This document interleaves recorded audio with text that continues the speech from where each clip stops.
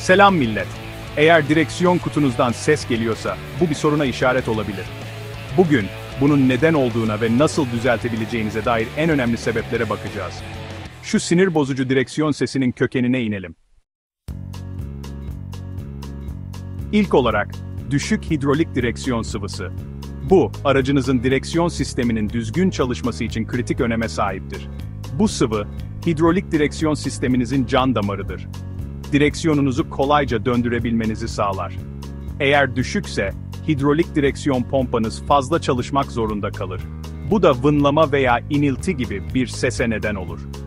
Bu sesler, sistemde bir sorun olduğunun işaretidir. Hidrolik direksiyon sıvınızı kontrol etmek ve tamamlamak genellikle basittir. Sadece birkaç dakika sürer. Sıvının min ve max çizgileri arasında olduğundan emin olun ve aracınız için doğru türü kullanın. Bu, direksiyon sisteminizin uzun ömürlü olmasını sağlar. Sırada rot başları, rotiller ve burçlar gibi iyice eskimiş direksiyon parçaları var. Bunlar takırtı, tıkırtı veya gıcırtı seslerine neden olabilir.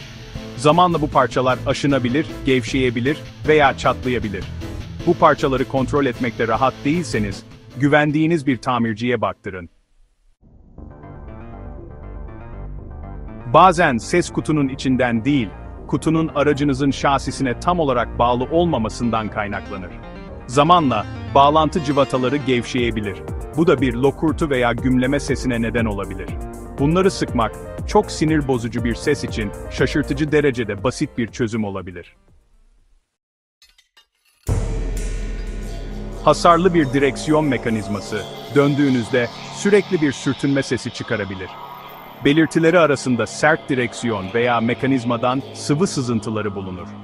Bu genellikle kendi başınıza yapabileceğiniz bir iş değildir. Doğru teşhis için iyi bir tamirciye götürün. Bozuk bir direksiyon mekanizması önemli bir güvenlik sorunudur. Bu yüzden gecikmeyin.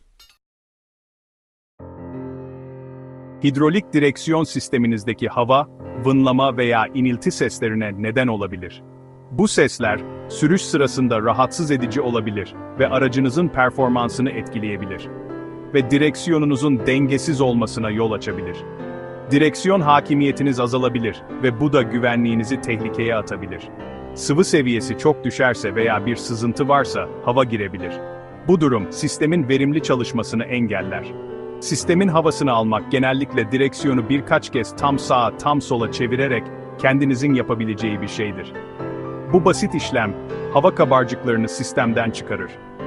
Sıvı seviyesine dikkat edin ve gerektiğinde tamamlayın. Bu, direksiyon sisteminizin sorunsuz çalışmasını sağlar. İşte böyle. Bu sorunlara karşı kulağınız kirişte olsun ve hemen müdahale edin. Aracınızın sağlığı için bu çok önemli.